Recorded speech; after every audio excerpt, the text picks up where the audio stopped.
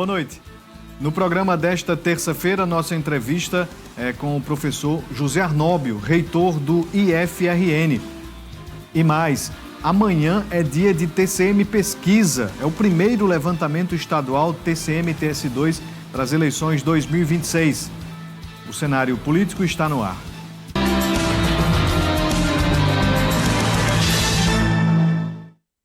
Boa noite para você, minha amiga telespectadora. Boa noite para você, meu amigo telespectador. Estamos começando mais uma edição do Cenário Político TCM, ao vivo para todo o Rio Grande do Norte. Muito obrigado pela audiência, você que nos assiste aqui em Mossoró e você em todo o estado, principalmente os municípios com TCM e com o campus do IFRN. Então, você aí que é do IF, que acompanha aqui o nosso programa, continue conosco. O reitor está aqui conosco e vai sim trazer informações. Está acontecendo os Jogos Escolares do Instituto Federal e vamos falar sobre outras ações desta instituição aqui no RN. Você de casa participa através do nosso Instagram, @Cenário Político TCM, e também o nosso WhatsApp 98802-8941. Bem, de 7 a 10 de agosto deste ano, tem a tradicional Festa do Bode, que vai além da valorização da caprinovinocultura e da cultura regional. Este ano, o evento traz uma importante novidade, a oferta de minicursos gratuitos de qualificação profissional, resultado da parceria entre o Senai e a Prefeitura de Mossoró. Os cursos vão acontecer em uma unidade móvel de panificação do Senai, equipada especialmente para oferecer aulas práticas com qualidade e estrutura profissional. A ação tem o objetivo de fortalecer a geração de emprego e renda, ampliar oportunidades de qualificação, isso tudo durante o evento. A programação contempla capacitações nas áreas de alimentos, com foco na produção de itens muito procurados no mercado local. Cada curso terá duração de 4 horas nos turnos da manhã e tarde, com vagas para 15 participantes da zona urbana e 5 da zona rural.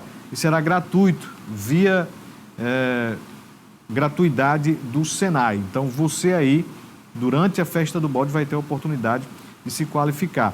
Então, os minicursos, na quinta-feira, fabricação de salgado, pão de queijo pela manhã, fabricação de mini pizza à tarde. Na sexta, fabricação de salgado, pão de queijo de manhã, fabricação de mini pizza à tarde. No sábado também tem fabricação de pão de queijo pela manhã. Então, aproveite, hein? Vamos aqui de informação, mais uma. Essa, com certeza, você já está na expectativa, Porque amanhã, quarta-feira, a TCM vai divulgar mais uma pesquisa, dessa vez mostrando o cenário eleitoral do Rio Grande do Norte, com foco nas eleições 2026. A TCM, em parceria com a empresa TS2 Pesquisas, apresenta mais um estudo da série histórica de dados sobre o cenário eleitoral das eleições de 2026. Dessa vez com foco no estado. Com margem de erro de 2,5 pontos percentuais para mais ou para menos, intervalo de confiança de 95%, a pesquisa foi cuidadosamente estruturada para representar fielmente o eleitorado potiguar. No ano passado, nas eleições municipais, muitos municípios potiguares contemplados, e esse ano a gente faz aí a prévia já das eleições de 2026, trazendo um panorama estadual da intenção de votos do eleitorado potiguar para o governo do estado, presidência da República, as câmaras legislativas, tanto a estadual como federal, o Senado, enfim, uma radiografia de como o eleitor potiguar está pensando as eleições de 2026 neste mês de julho de 2025. Para quem desejar acompanhar todos os resultados dessa pesquisa, ela será divulgada nesta quarta-feira às 8h15 da noite, dentro de um programa especial, que é o TCM Pesquisa. Além disso, os resultados também serão mostrados através das nossas multiplataformas. O apresentador do Cenário Político e comentarista Vonúvio Praxedes avalia o impacto de pesquisas como essa diante do atual momento. Os políticos, eles já estão em pré-campanha. Então, quem vai disputar o governo do estado já está fazendo o trabalho. Quem vai disputar a Assembleia Legislativa da mesma forma. Câmara dos Deputados, quem vai concorrer às 2 vagas ao Senado ano que vem também já está mobilizando suas bases. Então, já está todo mundo trabalhando numa pré-campanha para o ano que vem. E o que a pesquisa TCM-TS2 vai mostrar? Vai colocar dados sobre como que essas pré-campanhas estão acontecendo. Então, quem é que está melhor neste trabalho, o que precisa ser mudado em cada pré-campanha e como avançar, né, nessa proposta de trazer, de fato, essa discussão para 2026. Então, essa pesquisa TCM só vai colocar em dados, em números, o que já está acontecendo, que é a preparação das eleições por parte dos políticos para o pleito do ano que vem. Tem muita gente aí nessa expectativa sobre a pesquisa amanhã. Então, quarta-feira, 8h15 da noite, tá bom? Logo depois do cenário político. Não vai ter nenhuma divulgação anterior a este horário, tá bom? Tudo vai acontecer às 8h15 da noite, tanto aqui, né, o nosso programa ao vivo, quanto também no portal tcmnoticia.com.br, nas redes sociais, tudo vai ser na mesma hora. E antes do TCM Pesquisa, aqui no cenário político, a gente vai conversar com o Erison Natécio, que é o sócio fundador da TS2 Pesquisas. Então, antes da divulgação dos números dos dados, a gente vai mostrar aqui como que essa pesquisa foi feita. Mais de 1.800 entrevistas, mais de 60 municípios, quais as regiões foram mais ouvidas, a proporcionalidade desses números todos, tá bom? Então, amanhã é o dia para quem gosta de acompanhar esse trabalho nosso aqui de pesquisa e também você que analisa muito esse mundo da política eleitoral. Vamos começar aqui a nossa conversa. Professor José Arnóbio é o nosso entrevistado de hoje, reitor do IFRN. Professor, seja bem-vindo aqui ao cenário político TCM mais uma vez. E o senhor está numa agenda que o senhor gosta, né? Que é esportiva, está acontecendo os jogos do IF, a fase final aqui em Mossoró. Ontem foi a abertura. Como é que está essa apresentação do IF diante das modalidades aqui no município de Mossoró, que abrange, né, a participação de todo o Rio Grande do Norte? Boa noite, seja bem-vindo ao cenário político. Boa noite, Vanúvio, boa noite a todos os telespectadores da TV TCM. Isso. Como é que está essa agenda do senhor aqui em Mossoró? A gente, desde ontem que chegou aqui em Mossoró, né, a gente teve uma reunião com todos os dirigentes, na verdade, da nossa instituição, pró-reitores, diretores sistêmicos e diretores do SCAMP, aqui. Nossa reunião terminou hoje, cerca às 15 horas. Ontem a gente estava na abertura dos jogos, né? Esse ano a gente voltou ao mesmo cenário que a gente tinha dos jogos anteriores, até 2018, onde a gente tem 3 fases divididas por polos e a gente finaliza os jogos numa fase final, que é essa fase que hoje acontece em Mossoró. A última vez que a gente teve uma fase final acontecendo no interior foi em 2011, aqui na cidade de Mossoró, e esse ano, depois de 14 anos, a gente voltou para cá. São 10 modalidades, são 1.200 atletas de todos os 22 campi do Instituto Federal do Rio Grande do Norte. Então, começou já no início da semana, né? E vai até quando esses próximos dias aí de competição? Termina sábado, né? Sábado nós temos as finais. Amanhã a gente já tem algumas provas individuais, xadrez, atletismo, natação, tênis de mesa. E os esportes coletivos já começaram hoje, né? Vôlei, basquete, vôlei de praia, futebol, futsal, handball, todos esses esportes. São 10 esportes que contemplam os Jogos do Intercamp, que inclusive é importante dizer que a gente vai ter uma etapa regional que vai acontecer no Maranhão, né? Então os alunos classificados nessa fase vão representar o Rio Grande do Norte no Maranhão e depois a gente vai ter a grande fase, que é a fase final, os Jogos Nacionais dos Institutos Federais, que acontecerão em Natal. Lá no campus Natal Central vai ser a sede dos Jogos Brasileiros desse ano. Professor, onde que esses jogos estão acontecendo aqui em Mossoró? Aqui no Pedro Ciarline, né? Também teremos aqui no Carecão, aqui no Colégio Diocesano, na UFESA, lá no campus, campus Mossoró, né? Então esses são os locais de disputa desses jogos. Como é que o senhor avalia a participação dos estudantes, né? E o que traz de benefícios, né, para todos eles no envolvimento também destas competições? A gente acompanhou, depois da pandemia, né, a volta dos jogos aconteceram no ano de 22. E eu, como também sou profissional da área, né, a gente percebeu que no primeiro momento o nível técnico dos nossos alunos tinham caído, né, porque 20, a gente teve a pandemia, 21, a gente foi voltando de forma muito incipiente. Mas hoje eu percebo que a gente ainda não chegou naquele mesmo nível que a gente tinha em 2018, mas o nível técnico melhorou bastante. Mas isso aí não é o mais importante dos jogos, né?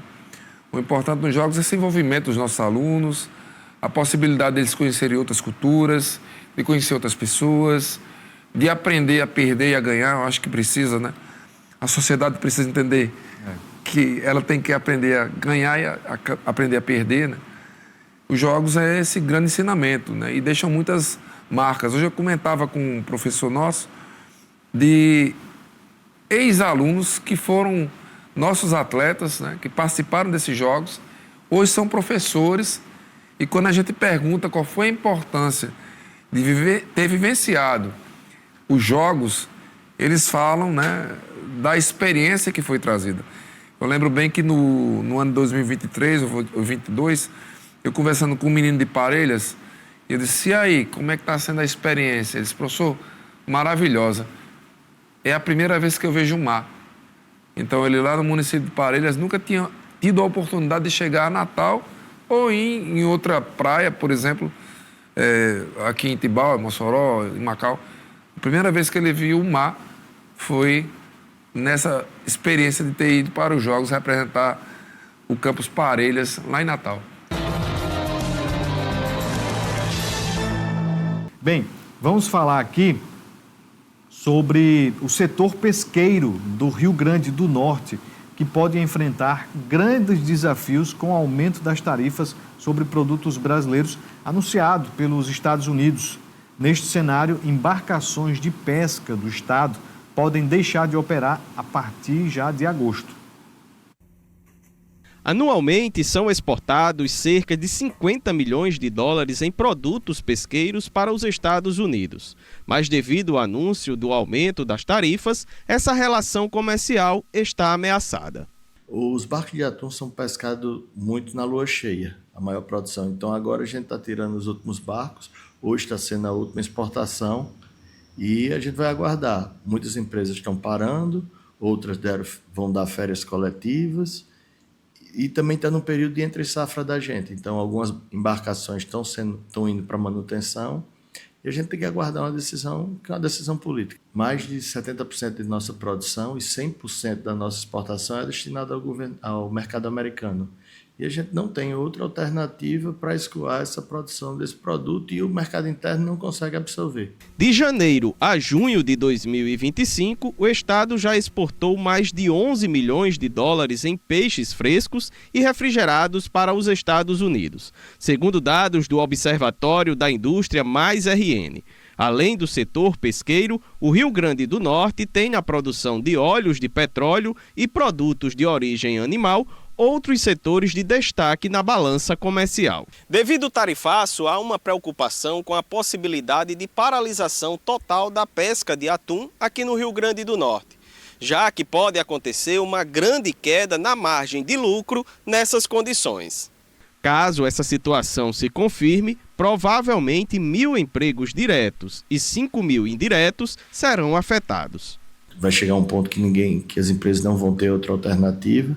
Estamos tentando agora um acordo com a Delegacia Regional do Trabalho, visando afastar eles por um período de tempo semelhante ao que aconteceu na pandemia, mas posteriormente a isso a gente não tem muito o que fazer. O Rio Grande do Norte é o maior exportador de atum fresco do Brasil. Existem vários empregos que estão atrelados a essa atividade produtiva. E a gente está numa expectativa muito forte que as negociações feitas pelo governo federal, através do governo do presidente Lula, o vice-presidente e ministro do Desenvolvimento Econômico, Geraldo Alckmin, está à frente disso, dialogando junto com o Itamaraty, e que se encontre uma solução para evitar essa questão. Eu acredito que o Brasil consiga reverter numa negociação com o governo americano, já há sinais disso, porque o que nós exportamos são principalmente a questão do agronegócio. A gente está exportando alimento, que obviamente isso impacta diretamente na vida dos americanos com a sobretaxa dessa de 50%. A coisa está cada vez mais afunilada para a execução dessa sobretaxa aí de 50%. imposta pelo governo dos Estados Unidos, pelo Donald Trump. O início previsto é sexta-feira, dia 1º de agosto. Vamos ver como é que vai ser o desenrolar disso tudo. Existe uma cobrança enorme para que o presidente Lula ligue para Trump. Resta saber se ele vai querer receber essa ligação, né? Enfim, a política da diplomacia está funcionando muito bem, viu? Às vezes você pensa, não está acontecendo, mas tem muita gente falando sobre isto. Principalmente os empresários do Brasil e dos Estados Unidos. Essa turma que vai perder dinheiro está aperreada, viu? Então, meu amigo, e quando começar realmente o pessoal perder emprego na ponta ali do assalariado, aí você vai ver de fato o quebradeiro. Mas vamos torcer para que o topetudo reflita muito bem sobre tudo isso. Bem, vamos voltar aqui a nossa conversa com José Arnóbio, reitor do IFRN. Professor, o senhor falava no bloco anterior com relação à importância, né, desses jogos para completar ali o ensino do Instituto Federal. E não é só esses jogos, né, que acontece a fase final aqui em Mossoró, que o IF envolve os estudantes, para além da sala de aula, para além do quadro, enfim. Tem outras iniciativas também. Que iniciativas são essas que ajudam a esta educação de primeiro mundo, que é o IF? Olha, Vanúbio, além dos jogos, né, a gente tem um aluno no ensino médio que ele já se envolve com a pesquisa, com projetos de extensão, com empreendedorismo. Então, a nossa instituição ela acaba sendo muito plural, né? Então, o esporte, a cultura, também a expressão artística. A gente teve, por exemplo, a apresentação na abertura dos Jogos, uma apresentação feita pelo nosso Núcleo de Arte do Campus Mossoró, né, que trouxe uma apresentação belíssima da produção cultural desse campus. Isso acontece em todos os campos do Instituto. Então, agora, no mês de outubro, por exemplo, a gente vai ter a CECITEX, né? Que é um evento que agrega oficina de robótica, mostra de pesquisa, mostra de extensão. Isso vai levar para a população local e para a população do Estado o que é produzido na instituição. O nosso aluno no ensino médio, ele não só tem acesso aos conhecimentos que historicamente são produzidos pela sociedade, ele começa a produzir seu próprio conhecimento. Então, como os nossos professores, né, a grande maioria deles tem mestrado e doutorado, eles acabam incentivando para que os alunos produzam seus próprios conhecimentos. Isso gera um diferencial grande, né? Você imagina um menino do ensino médio, uma menina do ensino médio, já produzindo seu próprio conhecimento. Então, esse é um grande diferencial que a instituição da gente traz. Não é só sala de aula, é mais do que isso. É sala de aula, é pesquisa, é extensão, é cultura, é esporte, é lazer. É conhecimento político também, né? A gente precisa fazer com que o aluno da gente não seja uma política direcionada, mas que ele possa ter um olhar crítico, até porque isso faz parte do projeto político-pedagógico da nossa instituição, né? O homem na perspectiva da omnilateralidade, né? Professor, com relação a uma questão muito importante, né, que envolve o ensino, que o senhor falou aí na possibilidade da participação, da presença, né, dos estudantes a partir do ensino médio até a pós-graduação, mas existe um fator que o IFRN tem uma grande preocupação, que eu observo nas iniciativas, que é com relação à vulnerabilidade social.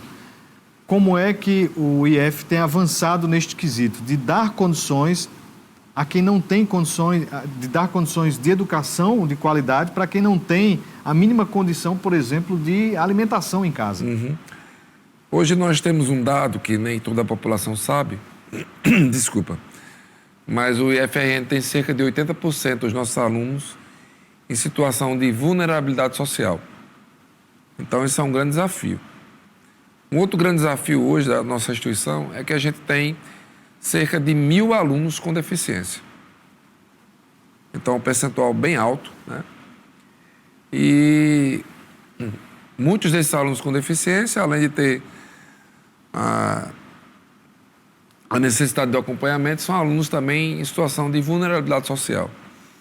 Então, a política, né, que foi pensada não só no IFRN, mas na rede como um todo, né, a política de atividade estudantil, de assistência estudantil, ela foi pensada a partir de 2007, né, por iniciativa do governo federal, com esse intuito, né, de o aluno ter acesso à alimentação, ao transporte, à bolsa de pesquisa, à bolsa de extensão, à bolsa de permanência, né, que a gente chama o auxílio PAF.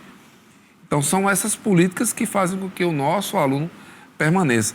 Fora isso, a gente tem alguns programas também, como o Jovem Aprendiz, que a gente tem algumas parcerias com a iniciativa privada, que faz com que esses alunos também tenham a perspectiva de ter acesso. Um outro programa interessante, porque, como você bem disse, né, a gente sai da educação básica até a pós-graduação, e na licenciatura, que é um dos grandes gargalos, não só do Brasil, mas do mundo como um todo, a falta de professores. Em 2007, o governo criou o PIBID, né? E o PIBID tem a perspectiva de fazer com que os nossos licenciandos recebam, hoje é R$700, para que eles possam participar desse programa, e com isso tem tudo a ver com a política de permanência e êxito dos nossos alunos. Professor, o IF, ele tem cada vez mais se estabelecido como um espaço, né, de educação de qualidade. E toda cidade quer ter um IF, né? Uhum. Existe algum plano de expansão do Instituto Federal aqui no Rio Grande do Norte, visto que existe a demanda, existe a vontade de muitos gestores? Ano passado, se eu pudesse, a gente construía mais, né? Uhum. Mas ano passado o presidente Lula, ele fez um anúncio, né, de 100 novas unidades, e o Rio Grande do Norte foi contemplado com mais 3, né? Um em Touros, um outro em São Miguel e outro em Marizal, né? Essas unidades eram onde ia funcionar os institutos estaduais. A gente recebeu do governo do estado, há cerca de um mês e meio atrás, a cessão desses 3 campi. O governo federal está fazendo um aporte de mais R$15 milhões para a gente ampliar a área, né? Então, aumentar os espaços físicos que a gente tem, e mais um valor de R$10 milhões para a gente comprar, para a compra de equipamentos. E a gente espera, já no ano de 2026, estar ofertando nesses 3 novos campi, matrículas já também no ensino médio integrado da educação profissional. Mas eu queria dizer, num programa de rádio lá de Natal, de Ana Ruth, ela me perguntava se a gente tinha espaço, né, para pensar nessa ampliação. E já que eu estou aqui em Mossoró, eu falei isso com ela, eu vejo que Mossoró deveria ter mais uma unidade do IFRN funcionando aqui na cidade. É uma cidade que tem mais de 300 mil habitantes, que tem outros municípios aqui, circunvizinhos, que eu acredito que a gente tivesse uma outra unidade, né, no sentido oposto de Urigraf, seria muito importante para a região aqui de Mossoró. Eu já faço essa provocação aos políticos locais, que possam até nos ajudar nesse pleito junto ao governo federal. Assim como lá em Marizal, né, o IERN virou o IF, aqui em Mossoró também será construído um IERN. Uhum. É possível essa captação? Seria a forma mais, entre aspas, mais prática disso acontecer, professor? Ou existe algum impeditivo? Eu ainda não fiz essa conversa com a governadora, né? Eu não sei se ela tem intenção Com certeza ela tem intenção, até porque senão ela não estava pensando na construção do IERN, né? Mas esse diálogo com ela eu não fiz. Eu estou só trazendo que acredito que aqui em Mossoró merecia mais um campus do IFRN para a gente poder fazer com que outros jovens aqui de Mossoró pudessem ter esse mesmo acesso desses mais de 1.200 alunos que hoje estudam aqui no campus Mossoró, lá no bairro de Urigraf. Essa é uma luta histórica, inclusive, pelo segundo campus do IF aqui em Mossoró. O reitor já está dizendo que é simpático, né? Essa nova construção. Então a gente vai seguir aí, de fato, nessa torcida e também cobrança pela classe política para que avance neste sentido. Antes de a gente voltar aqui à nossa conversa, tem informação. O governo do estado anunciou a convocação de mais 400 aprovados no concurso da Polícia Civil para curso de formação. Acompanhe. A convocação foi anunciada pela governadora Fátima Bezerra nesta segunda-feira. Serão mais de 400 candidatos classificados no concurso da Polícia Civil, entre eles agentes, delegados e escrivães.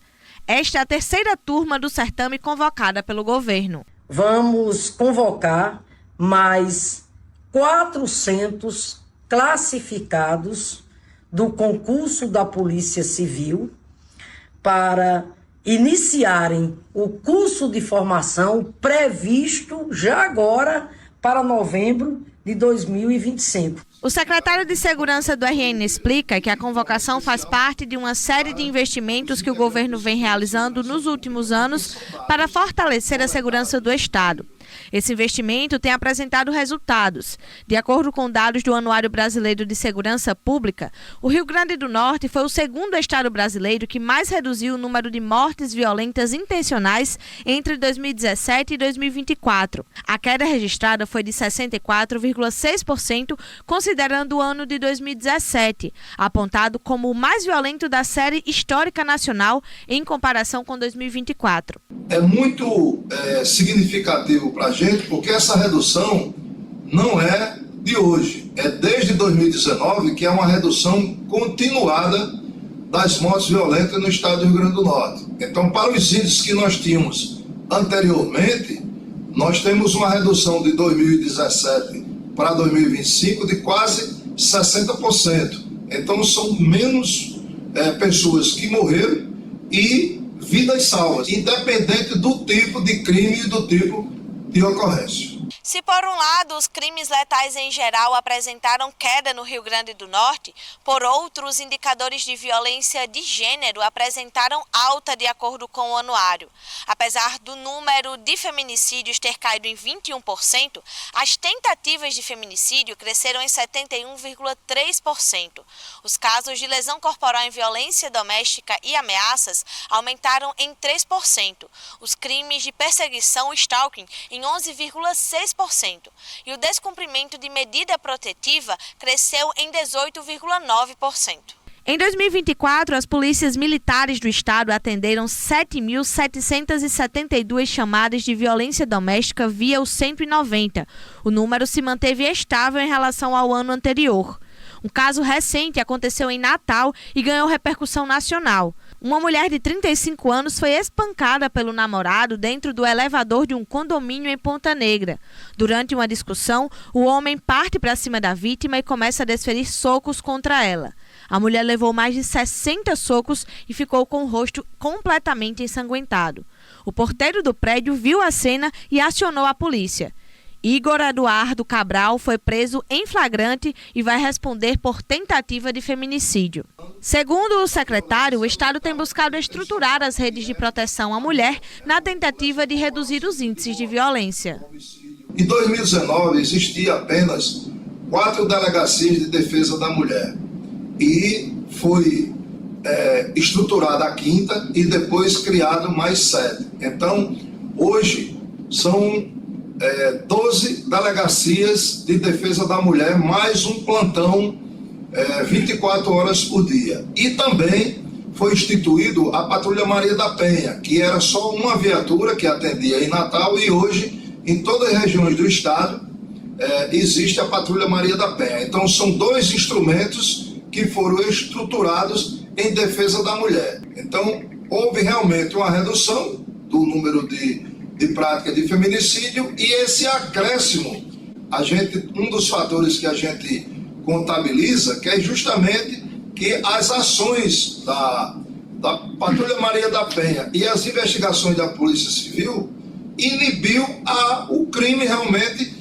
se configurar como o feminicídio. Houve essa política de segurança pública, de estrutura de segurança pública para proteger a mulher da violência doméstica no estado do Rio Grande do Norte. Bem, vamos voltar aqui à nossa conversa com José Arnóbio, reitor do IFRN. Professor, uma questão que vem sempre à minha cabeça quando eu observo essas atividades todas do IF E é impossível não comparar quem faz IFRN, quem faz o ensino médio no IF, a educação básica e até a formação de graduação, enfim, e quem não faz. Qual é o segredo do IFRN? Porque quem faz IFRN, a tendência é de se dar bem na vida profissional, né? Eu vejo muito facilmente quem conclui ali o seu curso do IFRN pode passar para qualquer vestibular. Medicina, direito, mecânica, enfim. Diferente se a gente for comparar com outras escolas, com, enfim, outras realidades. Qual é o segredo do IFRN? Olha, eu digo que o grande segredo... A gente tem 3 grandes segredos, né? Primeiro é a estrutura da instituição. A estrutura é importante, né? Laboratórios, bibliotecas, salas de aulas equipadas. A política de formação continuada dos nossos professores e professoras, também é um outro segredo.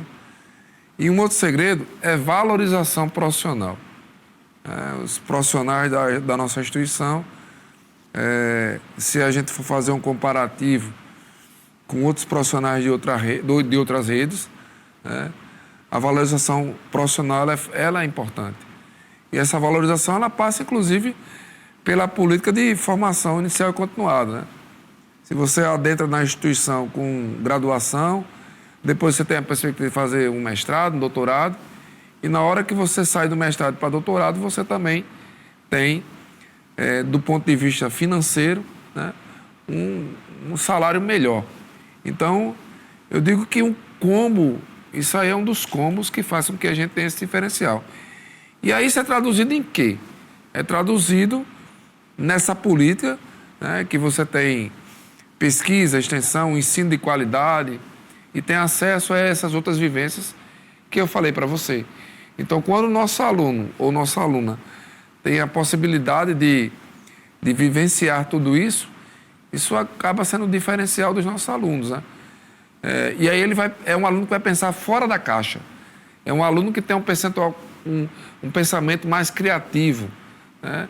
E esse pensamento mais criativo, ele acaba sendo o diferencial desse aluno no mercado de trabalho ou do aluno que pensa não ir para o mercado de trabalho como técnico, mas como aluno do ensino superior.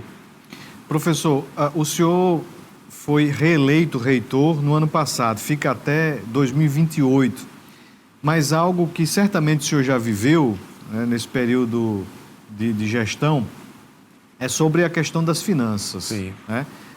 Contingenciamento, congelamento, enfim. E quando vem esse tipo de decisão por parte do governo federal, já se acende ali um alerta. E no que isso tem preocupado o senhor, né? E como é que o senhor toma a decisão diante de um bloqueio, diante de um anúncio ali sobre redução de investimentos, por exemplo, nessa educação federal? Vamos lá. A gente vivenciou... Eu tomei posse já no finalzinho de 2020, né? Depois de um processo muito traumático da nossa instituição. Em 2021, eu já peguei o orçamento que era do ano 2020, que é aprovado pela PELOA e depois que vira LOA. 2021 a gente teve contingenciamento.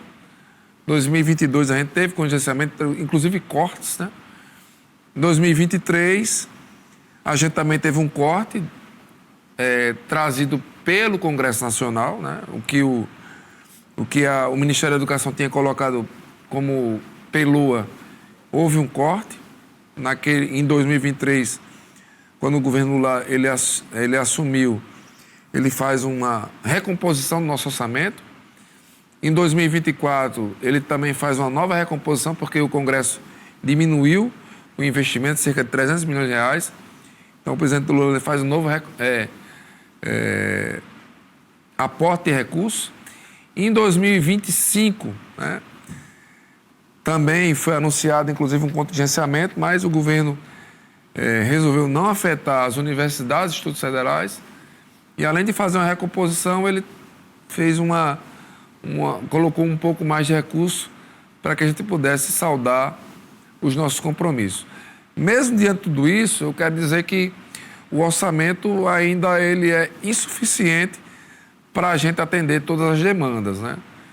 E aí eu posso até ser, nesse momento aqui, um pouco provocativo, mas se a gente tivesse um pouco das emendas parlamentares nesse orçamento impositivo, uma parte desse recurso ele fosse destinado às universidades e institutos federais, eu entendo que a gente teria um orçamento justo para a gente... Claro, a gente podia até... As emendas impositivas, acho que é algo que nunca vai mais acabar, mas que a gente pudesse ter um pouco menos de recurso na mão do Legislativo e que a gente tivesse mais recurso na mão do Executivo para a gente poder fazer um planejamento e atender as demandas. Eu dizia numa das nossas discussões lá no Congresso Nacional que tem uma assimetria muito grande, porque tem universidades e institutos que conseguem captar mais recursos em emenda parlamentar e outros conseguem captar menos. E com isso você cria uma assimetria muito grande. Duas universidades com o mesmo número de alunos, com a mesma estrutura, mas se a Universidade X capta mais recursos em emenda e a Universidade Y capta menos recursos, significa dizer que isso vai estar desbalanceado. E, professor, mas por que isso? Porque aí vai depender da bancada, né? Vai depender do Estado, como é que o Estado vai criar o que ele acredita que é o fundamental para aquele momento. Então, o governo federal tem feito um esforço, né, para colocar mais recursos na ponta, mas a gente precisa também que o Congresso Nacional também tenha esse olhar acurado para que a gente possa ter mais recursos na ponta para fazer com que a vida de Joões, de Marias, de Josés, que estão espalhados nos institutos federais e nas universidades, eles possam não só adentrar na nossa instituição, mas que ele possa ter o seu percurso formativo garantido e que ele possa, depois de 4, 3, 2 anos e meio, ir para o mercado de trabalho, o mundo do trabalho, ou para as universidades e, a partir daí, fazer a diferença na sociedade brasileira. Professor, nas palavras do senhor, está muito prático de entender que o que se dispensa de investimentos para a educação não é gasto, é investimento. E a classe política precisa se importar com isso, né, professor? Independente se você é de direita, de esquerda, de centro, né, de extrema esquerda, extrema direita, eu entendo que o político ele tem que entender que é o seguinte: quando você vira deputado ou senador, o seu objetivo é legislar e pensar leis que atendam o povo e levar a educação, saúde, moradia, lazer, esporte. Né? É algo que a gente vai mudar a realidade social. Então, quando eu invisto na educação, eu estou investindo no futuro do país. Um dia, quando eu era criança, dizia que eu era o futuro, que ia ser o futuro do país, né? E a minha neta, que tem 2 anos, quase 3 anos, eu espero que ela um dia ela tenha essa visão, né? A educação no Brasil, por exemplo, só foi obrigatório o ensino, até o ensino médio obrigatório, a partir da Constituição de 1988. Isso foi regulamentado em 2012. Então é tudo muito recente. Então a gente precisa entender e fazer entender aos políticos da necessidade de um olhar mais cuidadoso para a educação. Professor José Arnóbio, reitor do IFRN, muito obrigado por ter vindo conversar conosco aqui no cenário político. Eu que agradeço. Agradeço imensamente pela oportunidade e a gente vai estar sempre à disposição para dialogar aqui com vocês e falar um pouco mais de educação e um pouco mais do IFRN. E os Jogos Intercamp estudantis do IF seguem até sábado aqui em Mossoró e você vai ver sempre movimentação aqui desses estudantes aqui pela cidade. Muito obrigado, até a próxima. Boa sorte na missão, professor. A você de casa, a gente agradece a audiência. Boa noite a todos. Até amanhã, cenário político e também TCM Pesquisa. Um abraço.